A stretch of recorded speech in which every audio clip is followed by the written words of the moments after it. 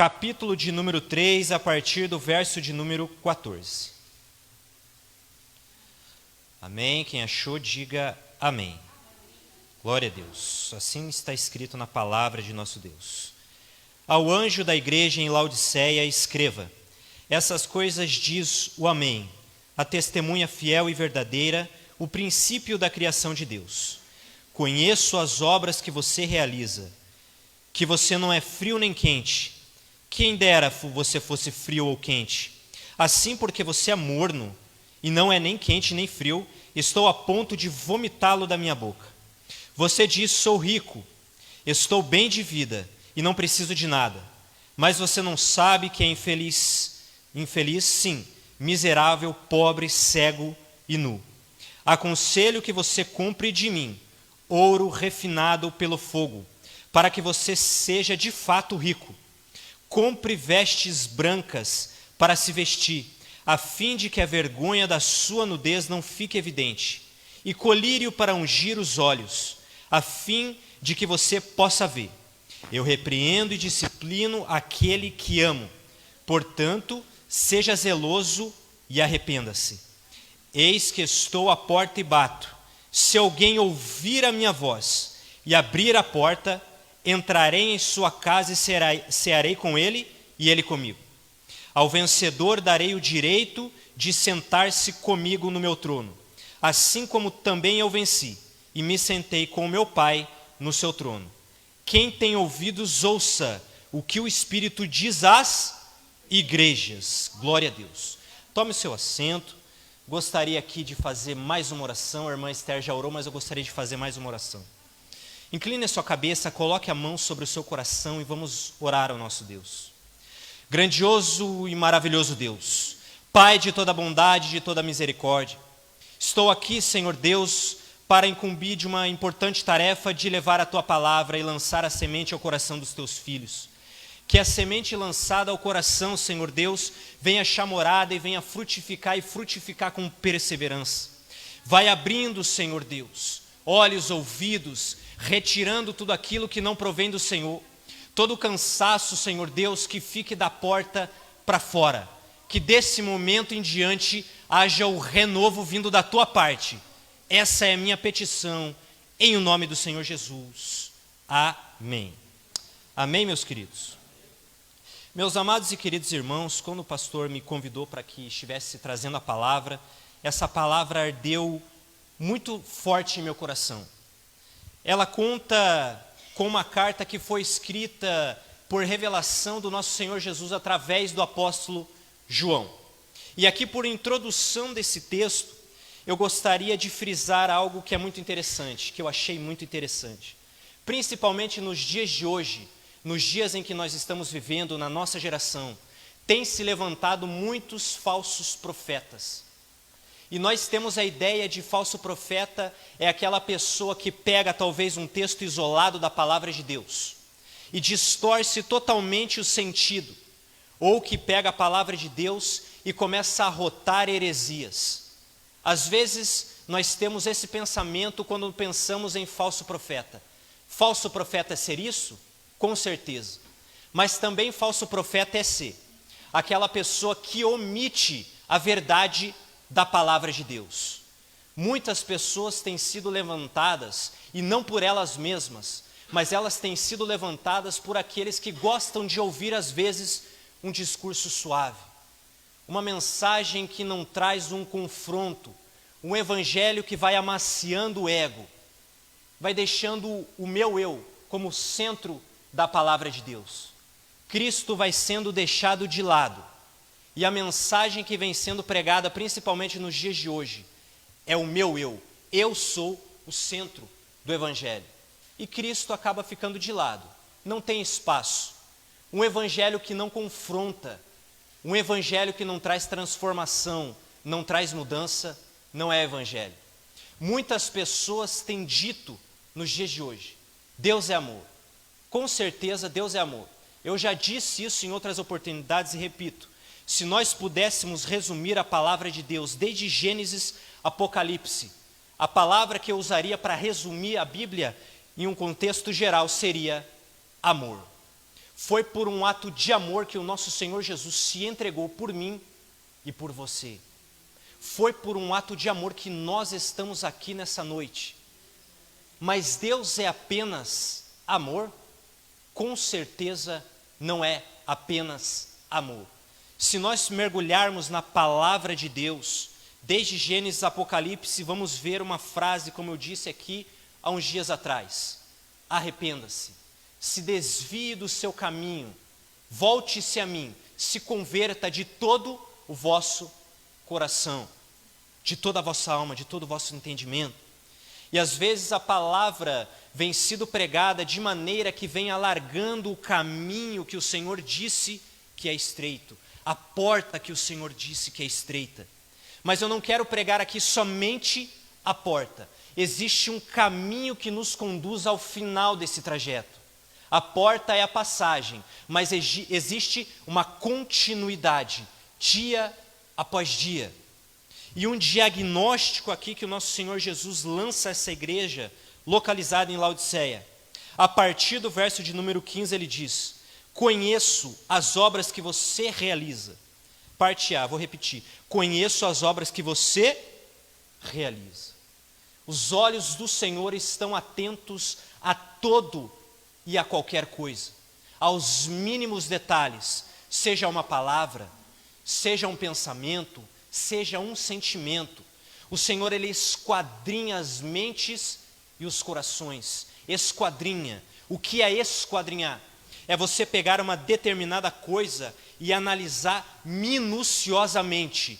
Esquadrinhar, analisar, ver o que tem de errado e passar à frente e ver aquilo que precisa ser mudado.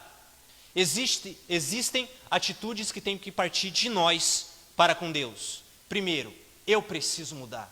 Eu preciso. O Senhor Jesus disse: vinde a mim todos aqueles que estáis cansados e oprimidos.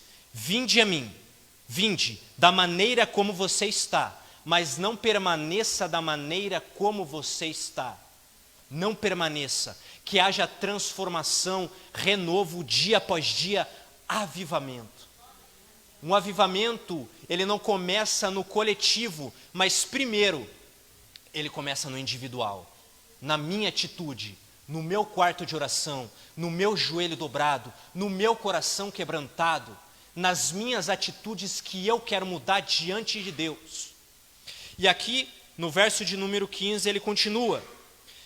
Ele diz, fazendo um diagnóstico a essa igreja, ele fala que você não é nem frio, nem quente. Quem dera você fosse frio ou quente.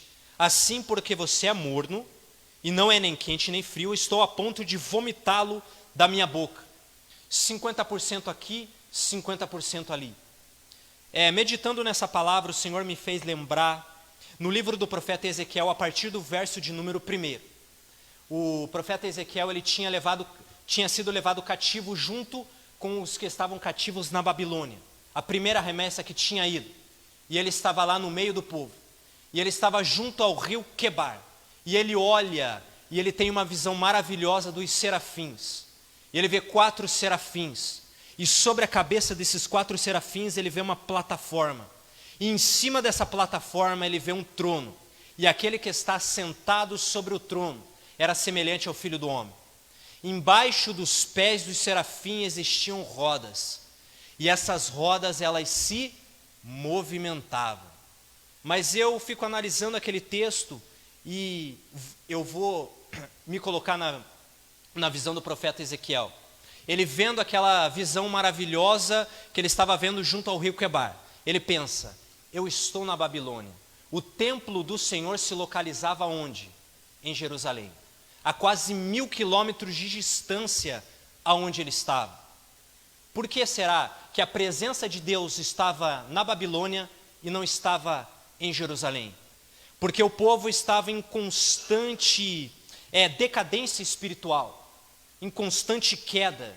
Enquanto eles adoravam a Deus em um dia específico, quando eles saíam dali, eles adoravam outros deuses nas ruas, adoravam outros deuses embaixo de árvores frondosas. E à medida em que eles faziam isso, chegava a ser abominável aos olhos de Deus. E a presença de Deus ia se afastando pouco a pouco, pouco a pouco.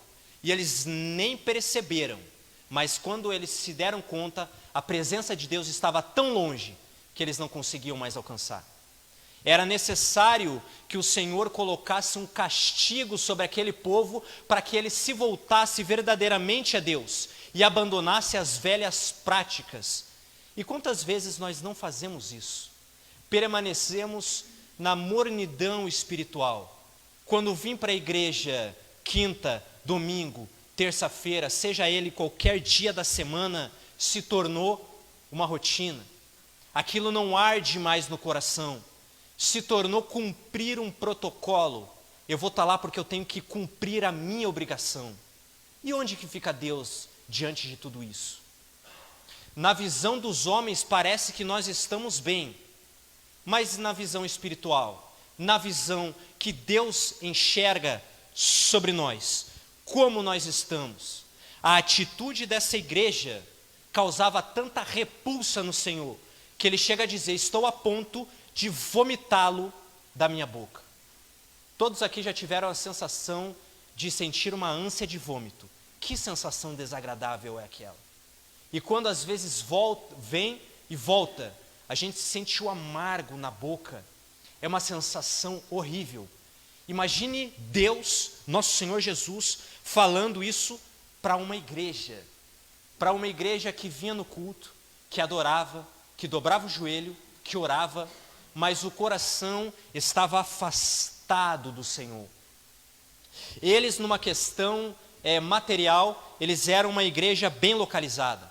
Eles tinham uma condição financeira muito boa, a ponto deles mesmos dizerem: sou rico, estou bem de vida e não preciso de nada. O problema aqui não é o dinheiro. O problema aqui é o que ele ocasiona dentro do nosso coração. Em certo episódio, nosso Senhor Jesus está ali diante de uma grande multidão e chega diante dele um jovem rico e pergunta a ele: bom mestre, que farei para herdar a vida eterna? E como resposta, nosso Senhor Jesus, ele fala: por que você me chama de bom? O único que é bom aqui é Deus. Mas se você quiser alcançar a vida eterna, você tem que cumprir os mandamentos. Aí ele responde: mas isso eu tenho observado desde a minha mocidade. E aí o Senhor, que esquadrinha as mentes e os corações, ele olha lá no íntimo dele e fala: falta apenas uma coisa para que você seja perfeito. Venda tudo o que você tem, doa aos pobres, depois vem e me segue. Negue-se a si mesmo, negue-se a sua própria vontade. Esses dias eu estava me questionando com Deus: por que Deus nos manda fazer determinada coisa quando a gente não quer fazer? E a resposta foi tão clara, num piscar de olhos e num estralar de dedos. Ele falou de uma maneira como ele nunca me falou antes. No meu entendimento, no meu intelecto, ele falou assim: porque é nesse momento que você vai fazer a minha vontade e não vai fazer a tua. É muito fácil quando nós fazemos a nossa vontade e segue com a vontade de Deus. E quando nós temos que negar a nossa própria vontade, negar o nosso próprio eu, para fazer a vontade daquele que é maior do que nós, aí o negócio começa a ficar difícil. Assim como foi com o profeta Jonas. Deus manda ele ir para um lado, ele vai para o outro. Deus manda ele fazer uma coisa e ele faz outra. E a consciência dele estava tão tranquila que no barco em que ele estava, ele pega no sono, e um sono profundo. E fora daquela circunstância, existia uma tempestade que o Senhor lançou. O Senhor às vezes lança tempestades para que haja um despertamento, assim como foi com o povo de Judá, que foi levado cativo pelo povo da Babilônia, para que houvesse um despertamento. Assim Ele faz conosco durante a nossa caminhada, durante a nossa trajetória, até que nós cheguemos ao fim. E Ele continua dizendo: mas você não sabe que é infeliz, sim, miserável, pobre, cego e nu.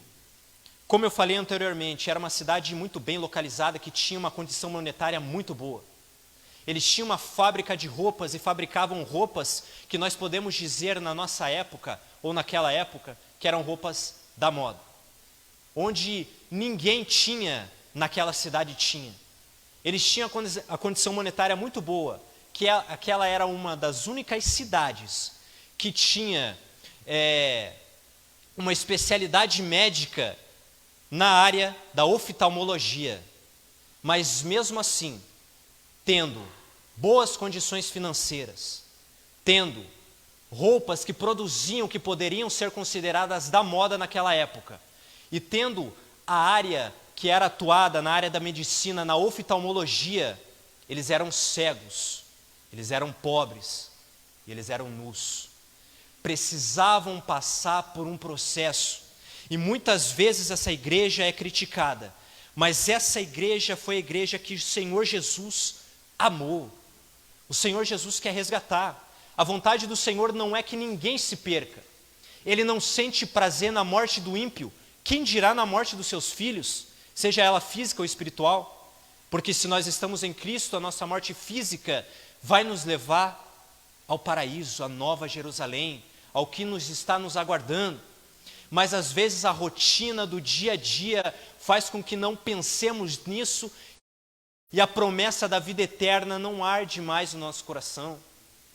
Às vezes viver o cotidiano se torna tão real na nossa mente que nós esquecemos do futuro, do porvir, na vida eterna. O maior presente que nós ganhamos aqui foi a vida eterna. Foi o Senhor ter nos tirado de uma vida errada, aberto nossos olhos, ter nos colocado num lugar de honra, firmado nossos pés, colocado um anel em nossos dedos e falar: você agora é o meu filho. As coisas velhas passaram, eis que tudo se fez novo. Eis que tudo se fez novo.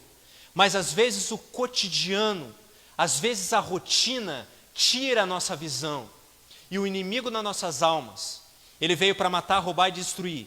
Evangelho de João, capítulo 10, versículo 10. Mas ele também tem uma coisa que às vezes nós esquecemos. Ele cega o entendimento dos incrédulos. Ele faz com que uma coisa ruim pareça boa aos nossos olhos. Ele vai nos tentando pela nossa própria cobiça, tirando o nosso foco do nosso Senhor Jesus, o autor e consumador da fé. Aonde o nosso foco tem que permanecer, ele desvia o nosso olhar para a esquerda. Nós vemos aquilo que nós deixamos para trás. Às vezes nós pensamos diante da tempestade, da adversidade. Quando eu estava lá atrás, não conhecia Jesus, eu fazia, eu tinha. Quantas vezes eu tive esse pensamento de largar tudo, desistir de tudo, voltar para trás da onde Deus me tirou. E se eu fizesse isso? Quanto escândalo não causaria para aquelas pessoas que um dia confiaram em mim, um dia oraram pela minha vida, um dia viram algo diferente, porque a luz que está em mim, está em cada um dos que estão aqui, está em cada um daqueles que estão assistindo. A luz de nosso Senhor Jesus. E ele segue no verso de número 18. Aconselho que você compre de mim ouro refinado pelo fogo, para que você seja de fato rico.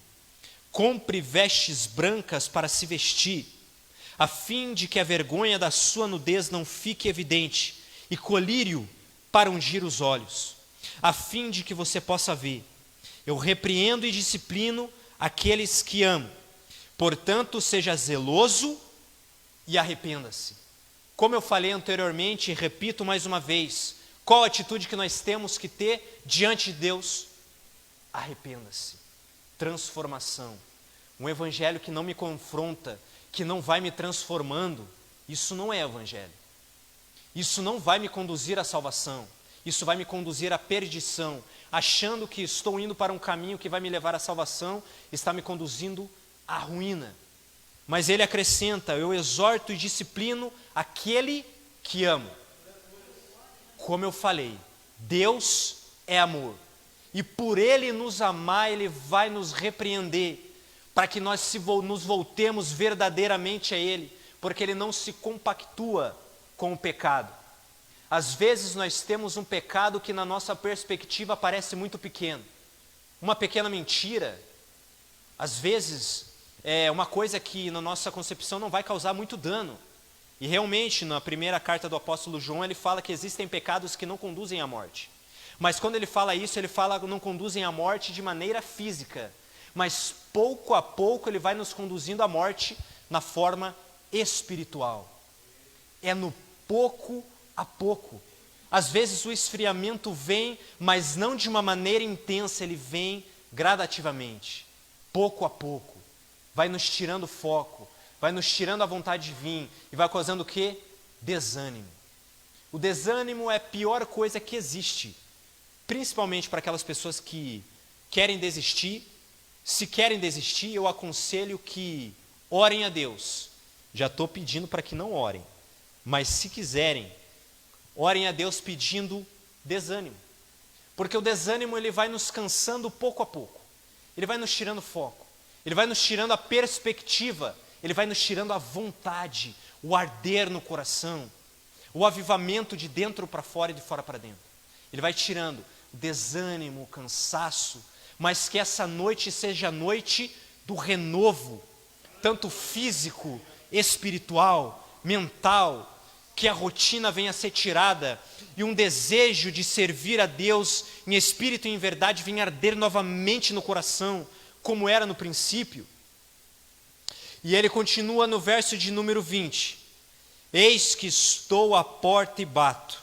Se alguém ouvir a minha voz e abrir a porta, entrarei em sua casa e cearei com ele e ele comigo. Muitas pessoas pegam esse versículo em específico e lançam aqueles que não conhecem a Deus, a pessoas que estão afastadas. Mas essa carta foi direcionada a uma igreja, que o coração estava sendo fechado em determinadas áreas. Quantas áreas nós acabamos fechando e não permitimos que Deus entre ali naquela causa? E fechamos aquilo ali. E nessa área o Senhor não entra. Nessa área eu tomo nas minhas mãos e eu sigo com as minhas próprias forças. Não entrega verdadeiramente nas mãos do Senhor. Existem coisas que somente o Senhor pode mudar em nossa vida. Aliás, tudo. Mas em certas coisas em específico, se não buscarmos verdadeiramente a presença, a mão de Deus, Ele não vai mudar. E às vezes nós nos fechamos, o nosso coração se torna endurecido. Não vemos o agir de Deus e esquecemos o que Ele fez por nós, da onde Ele nos tirou. E às vezes a vontade é de voltar para trás, é de abandonar tudo. Diga misericórdia. E no verso de número 21, que é o verso que eu mais gosto, ele fala: ao vencedor darei o direito de sentar-se comigo no meu trono, assim como também eu venci e me sentei com meu Pai no seu trono. Ao que vencer. Não é no começo, não é no final, é na perseverança, na continuidade. Em todas as igrejas, se nós formos ver, a promessa de recompensa para aqueles que forem perseverantes. A igreja de Laodiceia, na minha opinião, é uma das igrejas que tem a promessa mais bonita. Imagine, presbítero César, nós que somos pecadores, o próprio Senhor Jesus se levantar do seu trono e falar: parabéns, você venceu, se assente aqui no meu trono. Olha a honra de nós, como pecadores, como falhos termos, agora me fugiu a palavra, termos a recompensa de nos sentarmos no trono daquele que é todo-poderoso, Senhor dos senhores, Rei dos reis, dono da prata e do ouro, que nos fez filhos e filhas dele. Imagine a recompensa. E ele termina dizendo: quem tem ouvidos ouça o que o Espírito diz às igrejas. As igrejas. Não é individual, é coletivo. Eu sou. O Espírito Santo mora em mim. Cabe a mim cuidar do templo do Espírito Santo, seja na parte física, espiritual, seja em qualquer área, cabe a nós. E o Senhor fará